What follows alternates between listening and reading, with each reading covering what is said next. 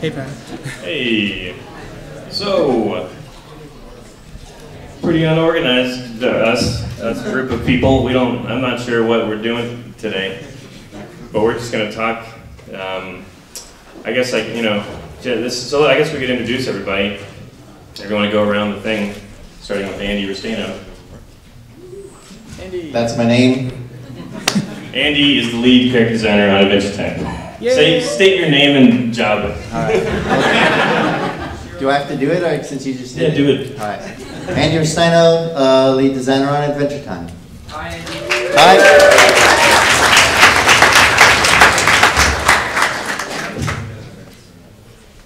Hi everyone, my name is Bob Flynn. I did some work on the first season of the show, and I'm doing work on Bravest Warriors now. So yeah, like I'm doing character design for that. So anyway, I'm up here with these cool dudes today.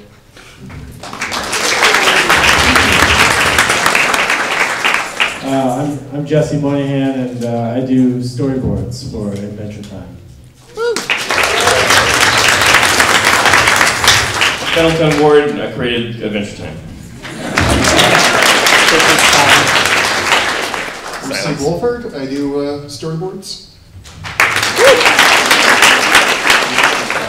I'm Ryan North, and I write the Adventure Time comic. I'm Michael DeForge, and I do props and effects on Adventure Time. He also just boarded an episode. But that's a secret. It's not secret.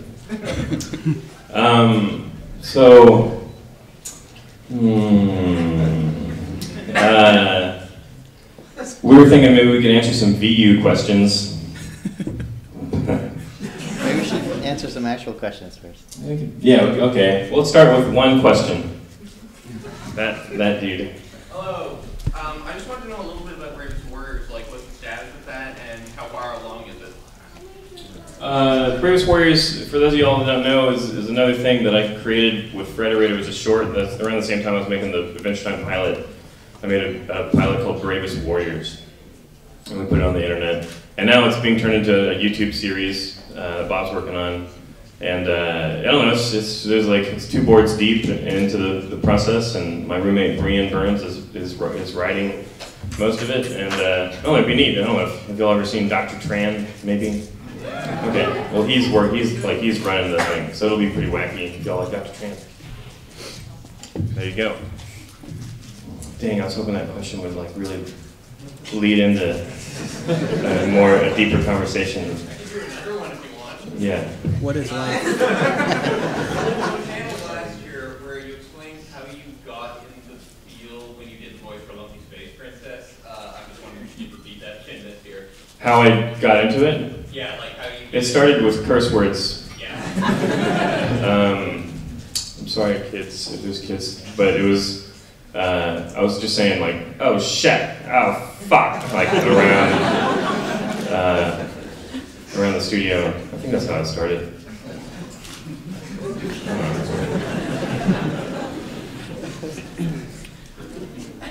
Do you want to talk about Lumpy Space Princess? Because I have some thoughts on it. Yeah, I want to hear your thoughts about it. Me and Tom Herpick have a lot of thoughts on Lumpy Space Princess because there's a couple people who work on the show who are younger, in their early 20s, and they don't like Lumpy Space Princess. And they're like, yeah, I know. So I love Lumpy Space Princess, and I'm like, oh man, the character's so funny. And Skylar was like, I didn't like Lumpy Space Princess at first. I was like, why? He's like, she's just a person I don't like as a person. Right, yeah, if you saw a Lumpy Space Princess on the street and she was a human being, you'd be like, no. And I was like, so I was like, is there a thing about him being younger and maybe more close to people like that he doesn't like? And I'm older and I'm like, that's a funny, I don't even know anybody like that. So it's really funny to me. Is that a valid theory about Lumpy Space Princess? Yeah, I mean, the only people that I do know that are like that. I don't know anyone, but I would, you know, you hear people like that in coffee shops, right? Or I don't know where else. Only coffee shops, I guess. Yeah. What do you have any theories on? Like, is there anyone here who doesn't like Lumpy Space Princess? Give it up, yeah.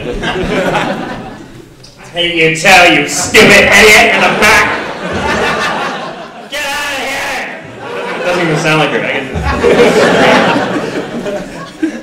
People didn't like on 4chan. They didn't like her monster episode.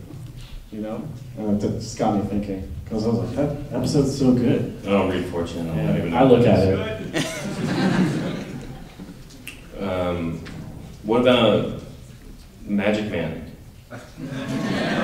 What are your theories on Magic Man, Jesse? You mean like what did I try to pitch to you that one time about Magic Man? Yeah, well, yeah. I wanted Magic Man to be like a gatekeeper to 50th Dead World, and that his trolling, he trolls Ooh basically, because he's actually like a really good spirit, and he's like testing citizens of Ooh to see if they're worthy of entering 50th Dead World, basically, and that's where the Cosmic Owl lives. And it was going to be like Finn and Jake go to 50th Dead World, and it's so intense that their bodies are like blown apart or whatever. They can't go there even though it's like paradise. And then we didn't do that. But that was the original idea that I wanted to do, because I love Magic Man, so I wanted to do this Magic Man episode. When I was a kid, I would fantasize about blowing apart. I'm not even joking, like I would imagine like exploding into stardust. Did y'all ever think about that? Okay. Like in a bad way, or was it like a mystical experience? I don't know if I'm pretty sure, I don't know, I think it was midway between bad and... It's like cathartic. Yeah. Yeah. Yep. Yeah, I didn't really, think about it too much. Just a little bit. There was something else you said during the Magic Man part that I was going to expand upon. 50th Dead World. Oh yeah, 50th Dead World. That's where Ghost Princess goes. Is that the top tier Dead World? Yeah. Yes. That's how we make stuff up, I guess.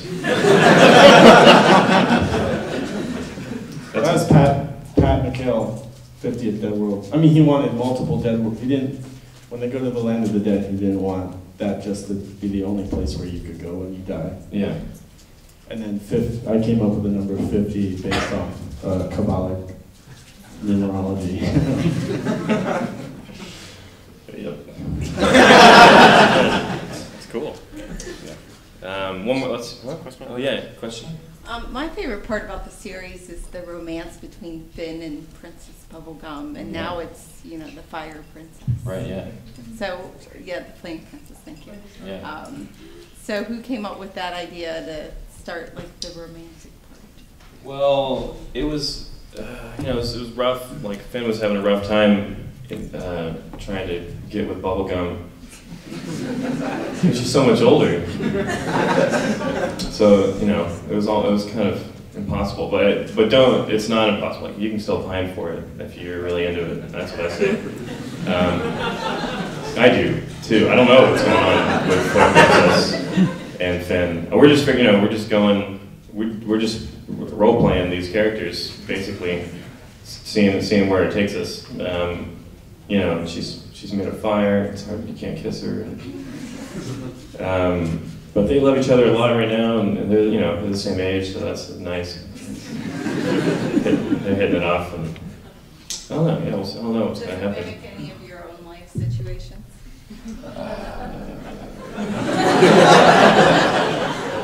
Who's your flame princess? Oh yeah. I'm not going to answer that. Selma Hayek is my flame princess. Who's your flame princess, Brian? You better not say something like it. I'm gonna go for points and say it's my wife who I love. She's not here though, she'll never know. It's on video, so. Mike, who's your flame princess? Like a piece of pizza or something. The concept of pizza. The thought of pizza. Scalding hot pizza. Well, I know it's bad for me sometimes. Right. That's why. If I eat too much. Yeah, someone, man. We always come back. Yeah, exactly. Yeah. Even still? What? Even still? Yeah, that's my go-to celebrity crush. I don't even know anymore who my celebrity. Who's your celebrity crush, Bob? I don't know. Well, you have 2 hours to think about it. All right. I'll get back to you. I have a wife too, so I have to be careful. Yeah, all right. I'm not sure we discussed. Yeah. Is this something? You want me to ask you? Evan. Yeah, maybe because if someone's videotaping, maybe she'll see it. Ooh, yeah. Who is it? I see Ellen Page walking around Los Feliz a lot, and I'm like, I don't want to talk to you.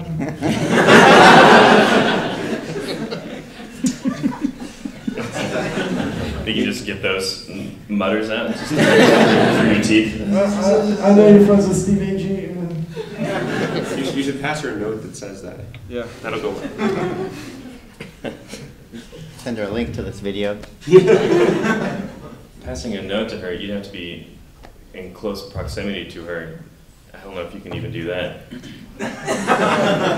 Not that I'm like, that wasn't a dig.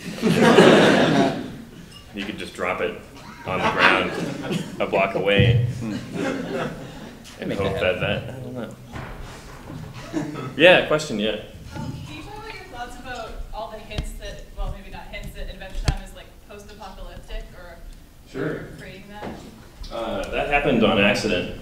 I didn't know the world was post-apocalyptic until we wrote maybe Business Time, the episode in the first season, where Finn and Jake, these big icebergs float up from this lake and hit the beach, and then they burn them apart with flamethrowers and find stuff from the past in them. And Jake finds a bunch of baby shoes, and then Finn finds these dudes in suits from the old world. It was just a happy accident. Like, I love post-apocalyptic movies, and I was so glad when it happened. Like, in the show, I was like, oh, great! Now we can explore that part of the show. And I know Andy's been pitching this idea of finding sort of like this big crater, or we can go down into Ooh and Yeah, kind of in the reel you catch a glimpse of the fact that there's a huge chunk of the Earth missing, and it would be cool to write a story where they go there. And I pitched something, but it's changed. So who knows what it will be? Do any of y'all hate me? Hey, come on, you pentagram? Not even. Just checking. Sometimes people hate me, and it bums me out. And I try not to be a big asshole, but I mean in general. But when you're talking in front of a big group of people, you just come off like a big jerk sometimes. And I try not to. I'm not a jerk. I'm maybe a little bit. Who doesn't like you, Penn? Come on. Do you have a list of names? Yeah, I know people who don't like me. There are just like 5 or 6 people on Twitter that hate my guts. It's something I think about a lot. I'm gonna do a comic about it where like I'm sitting there eating some pizza, and there's like a group of 100 people in front of me, and 80% of them are like, yeah, he's all right, he's okay, and then 20% are like, I was a little disappointed with this guy, and then like it's just 2%. I don't know if that math is right. 2% is like, well, I fucking hate that guy. I'm gonna kill him in my dreams and in real life. I hate him, and I'm gonna tweet it at him right now. And then I'm just like, what is a pizza? That's a weird thing. It's a weird thing, talking to myself. Why would they hate you? I probably said something jackassy in front of in front of 100 people. I probably said something dumb. I was at the Joan and Vasquez panel. He made Invader Zim and Johnny the Homicidal Maniac. You'll know him. You'll know who he is, right? I was at the Joan and Vasquez panel, and he's got a weird relationship with his fan following. He just like mocks them and makes fun. He's a really nice guy though, and like he was being really nice on the panel, but it was also making fun of everyone. Like a girl got up with an Invader Zim hoodie, and she was like, "I love Invader Zim so much. When Invader Zim sweatshirts came to my mall, it was the happiest day of my life." And he was like, "That is the saddest thing I've ever heard." And then everyone laughed, and she laughed, and so it was funny, it's fun usually, but he's like making fun of everybody. And then I joined in too, because I was on, he let me come up on the panel, and I like made fun of a couple people and laughed it off. And people laughed, but then I think there was someone at the panel who was just like, "I don't like him. That guy said some mean stuff, and oh no." So that's how it happens, I guess, right? Just a few people that hate you. I got him. It's like, I can relate it back to Adventure Time, like that squirrel that hates Jake. Hates him. I think Jake talked about it a little bit like the way I'm talking about it. He was just like, some people hate you. Just hate you, that squirrel hates him so much. See this? We'll go by. We'll go by quick. 3:30. Question in the back? Who comes up with all the awesome songs? Mostly Rebecca Sugar. She writes most of them, but everyone writes them. It depends on who's writing. Jesse wrote a song. The one where the Marceline's Closet, where she's playing by herself and Finn and Jake are listening to her. That was Jesse's song. And Tom and Pat have written songs. yeah, Tom wrote the vocoder one where Finn's on the hill singing. He takes off his hat and he's singing to the heavens, and you can see his brain at one point. Was? Do you remember it? I'm trying to think of the name of the episode. Was wrong. Another way. Yeah, Another Way. How could I be? Something like that. But most of the ones that are like strummy are Rebecca Sugar. Yeah. Yeah, the ones that y'all know and play on your ukuleles are all by Rebecca Sugar. She's amazing at writing songs. She's super talented. It's awesome. One thing that sucks about her songs, let me get there, is, and I'll be listening to them in the animatics room, and they'll make me like tear up a little bit. I don't cry, but my eyes get a little glistening from the beads of sadness that are coming out of me. She pushes it out of me with her writing and songs and the emotion in them, and I'm just like in this room listening to the animatic plays out, and I'm just like, no, don't cry, Rebecca, damn it, and I'll tell her, you almost made me cry. Anyway, pretty powerful. It's pretty powerful, emotional episodes. Rebecca Sugar songs. Y'all cry? Ryan, you cry? I'm not much of a crier, but my wife and I watched the entire series of Babylon 5 from start to finish. And at the end, and the show's 10 years off the air, so spoilers, they blow up the ship. And I did not expect to cry, but it happened. I was like, what's happening to my face? And my wife is like, are you crying because they blew up the ship? And I'm like, it was such a nice space station. Blew it up. So if you blow up a space station, I'll cry. But if people get blown up, I'm like, whatever. They weren't in space. Steve, you cry? Yeah, I get pretty emotional. If I get really stressed out, which is a lot, I get really emotional. And sometimes when my wife brings me dinner, I'll just get overcome and I'll just start welling up. But I get really stressed. And so it kind of gets me ready. How would you let it out if you were holding it in?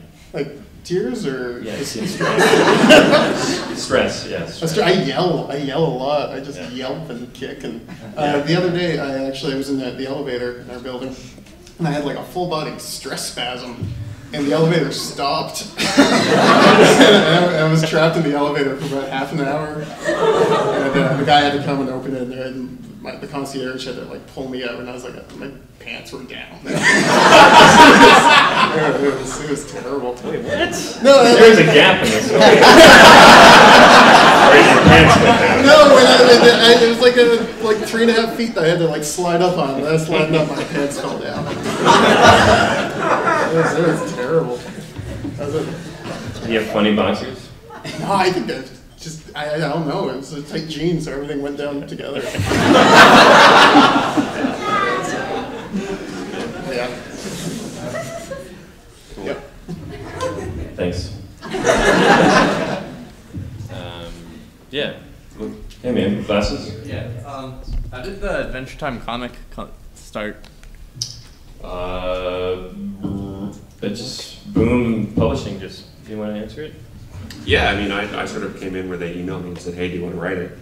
And I was like, this is a nice email to get. Yeah, they emailed me and they were like, you want Ryan North to write it? I was like, yeah. So it was that easy. And I pitched them a couple stories, and the story you read in the comic is a good story, and I look back at what I actually sent you, Penn. It was not a good story. What? The initial draft I sent, it was different, and it was like, I don't know, it reads like bad fan fiction of what happened in the comic, eventually. So I'm glad that I got better, because it was not a good pitch. Yeah. That was good, man. Oh, thank you. It got better. How did you pitch Adventure Time? Yeah.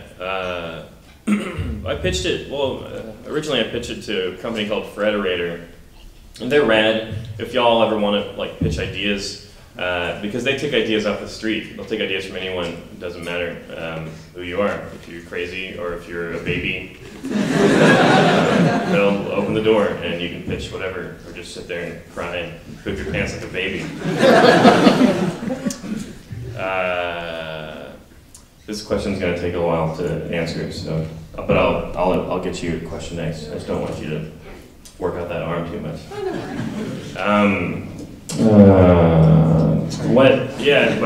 I didn't know what a storyboard looked like, and I did my best. I basically just did a comic and walked into Frederator. I heard they were taking pitches, and I brought my guitar and I sang a song, and I tried to be funny and tried not to be too nervous, and I just pitched the weirdest thing I could think of, and they liked it. So it's a lame story. I'm lucky that they liked it, you know. I just found out they were taking pitches, and they're taking pitches now for YouTube stuff, so take the opportunity. You contact them, frederator.com, and email Eric Homan. That was adorable.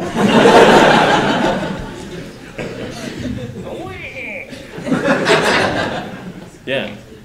Okay, I just basically, this kind of goes back to the comment about bad fan fiction. I was wondering how much you guys have seen of like what your fan base creates, like in terms of fan fiction, in terms of fan art. I know, for example, some artists who worked on fan art have created covers now for some of the Adventure Time comics, and I kind of was wondering what you guys think in general of your fan base and what they create.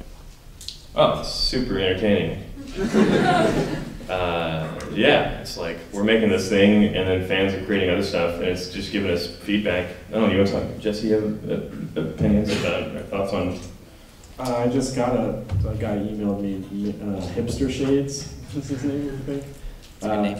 He emailed me a fan fiction comic that he did. It was like 7 pages or something, and it's not done, but he just wanted to know like what I thought of the art, you know, and the story, and so I read it, and I gave him like I wrote this like page-long critique of it. I don't know. I was like, it's good. He drew good forests and cars. Yeah, I don't know. He seemed to appreciate, like, you know, taking the time out to talk about his guy. He's good. He's a good artist. So I don't know if it's good. It's good. If it's bad, it's you know, it's bad. I don't know. When the news of the comic broke, I got people emailing me, offering me cash money to write scenes that they wanted, because then they'd be more canon. I didn't take it, but I could have. That's cool. Yeah. It's pretty astounding, all just the fan art. Like I usually once a week I go to Tumblr and just type in Adventure Time and just scroll through thousands of new images that are, it's kind of astounding how much there is of it. I like YouTube poops. Those are great. Of Adventure Time, I love them. And the King of the Hill ones are funny too. Watch, Golden Watch. Is that a gold watch? How's the video game going, and what made you choose WayForward? Well, I like WayForward. They make a lot of original content. If you go through their site, you can see all their original games that they've made. So I thought that was cool, and it's going fine. I wrote a really rough script for it, and it'll be cooler than your average licensed game, which are always trash, I think.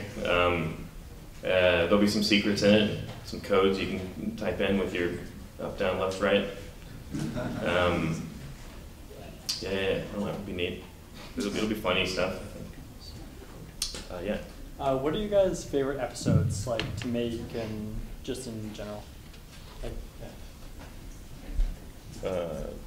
You just start and go down? Oh, no. Oh, fig. Yeah, what do you think? Right. Well, I mean, being in design, even though they're the killer episodes, my favorite are the ones where we have to draw like 50 new characters, and usually they're worded by Jesse. And and we just get to, just draw a ton of new characters and really kind of play around with what they look like. A lot of times make them as weird as possible. Yeah, that Ninosphere episode with all those demons, they had to draw everyone in hell. Yeah. DeForge did a bunch of that. Yeah, that was fun. Yeah, I forget the name of the episode right now, but the one that had the maze, and like Jake had to stretch and keep stretching and keep stretching. I was blown away by that episode. The Limit. The Limit, there you go, thank you, yeah. That was a fantastic episode. Just because, I mean, it's really surreal to see like a cartoon character sort of stretch and move around anyway, but to push it that far and just whatever, to have these sort of like the friendship sort of storyline too. Just, I don't know, it was a good episode. Oh, good job. That was Jesse's episode. Yeah, I like. Right? Yeah, I like doing episodes that kind of address like the extent of like human capacity. What? Like real visceral.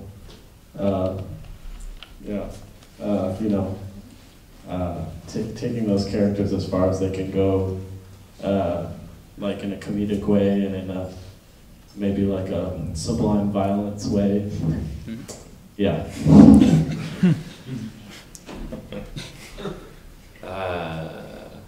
An episode just happened that was like my favorite episode, but I can't remember it. But I remember thinking about it like, I'm going to tell people that this one's my favorite now. I forgot what it was. Oh, the Tom one? Well, the Tom one is probably, but it was one that just aired. But Tom and Steve just boarded an episode with a lot of little pillow people in it. And Pendleton, what are some of the names? Quilton? Quilton. Rosalind? Sheetley? Steve did really cute drawings of little pillow kids running around, bumping into things, and softly falling down. Soft pillow trees slowly falling to the ground and then going, Steve's bringing the cute. Bringing it. Y'all are going to see some cute stuff. Just try not to curse. Steve, what do you have favorite? None of the episodes I've boarded on have been on the area. But the lemon grab, the first lemon grab episode is probably my favorite because it's just the funniest. I just laugh so hard. But then I really like the relationship that you get between Little Bubblegum and Finn. It's really sweet and it feels really genuine, and I like that a lot. I think they captured like 13-year-old romance very well with that. And it's just so funny. Just the faces on the lemongrass. The design of the lemongrass was just the funniest. What?